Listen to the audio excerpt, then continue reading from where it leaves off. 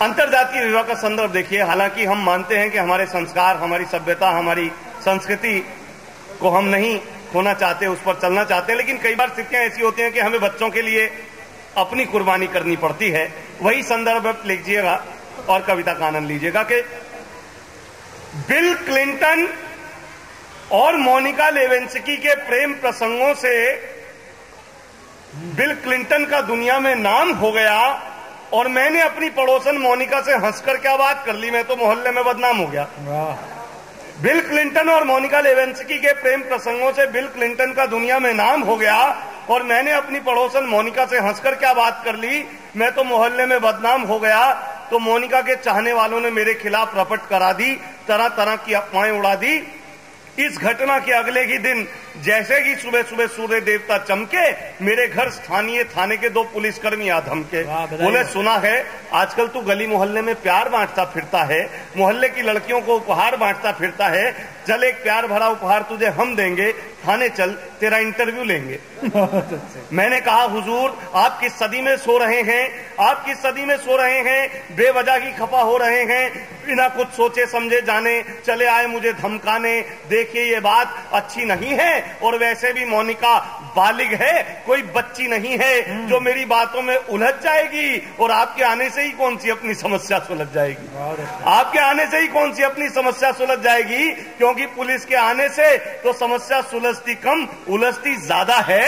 वैसे मेरे मामा डीसीपी हैं, बताइए क्या इरादा है, वैसे मेरे मामा डीसीपी हैं, बताइए क्या इरादा है। तो मामा का नाम सुनते ही वो दरोगा बोला, हुजूर अब तो जो होगा अच्छा ही होगा, क्योंकि अपनी वर्दी के स्टार भी आपके मामा की मेहरबानी है। आप मुझे बताइए क्या किस्सा है कहानी, आप मुझे बताइए क्या किस्सा है कहानी है। मैंने कहा, दरोगा साहब जवां उम्र है, अल्हड़ जवानी है और अपने प्यार की सिर्फ इतनी कहानी है कि मैं मोनिका को चाहता हूं, वो भी मुझे चाहती है, और जब भी चश्मे के पीछे झांकती मेरी हेडलाइट उसके इंडिकेटर से टकराती है, मेरा दिल चौथे गियर में डल जाता है, धड़कन 80 की गति पर हो जाती है। मेरा दिल चौथे गियर में डल जाता है, धड़कन 80 की गति पर हो जाती है। अरे हम दोनों, कुमार भाई, हम दोनों अपने संबंधों की गाड़ी भावनाओं के पेट्रोल से आत्मीयता का स्टीयरिंग थामकर प्यार के पथ पर चलाना चाहते हैं। बहुत अच्छे बाबा। हम दोनों अपने संबंधों की गाड़ी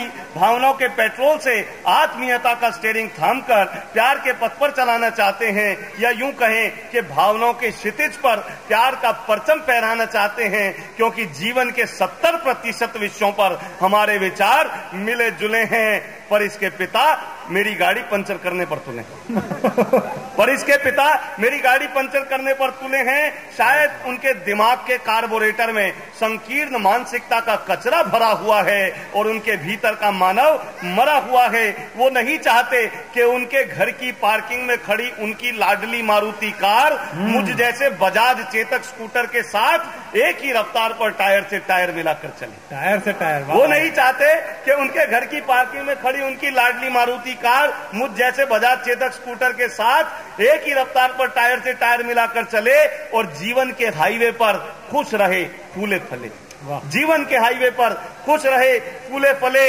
अरे वो अपनी बिटिया की भावनाओं को नहीं आंक पाए हैं, ना ही उसके भीतर झांक पाए हैं, बल्कि वो तो जातिवाद का अंकुश लगाकर चढ़ा देना चाहते हैं अपनी बिटिया की इच्छाओं की बलि। मुझे डर है कि खिलने से पहले ही मुरझा ना जाए वो कली। तो मेरे प्यारे दरोगा भाई, जब माली ही बन जाए कसाई तो कली के असमय मुरझाने का दोषी कौन होगा? मूक दर्शक बना ये समाज या सदियों से चले आ रहे रूढ़िग्रस्त रीति रिवाज? अरे बताओ दोषी कौन होगा? जबकि मैं जानता हूं इस प्रश्न के उत्तर में चारों तरफ मौन होगा, चारों तरफ मौन होगा, चारों तरफ मौन होगा।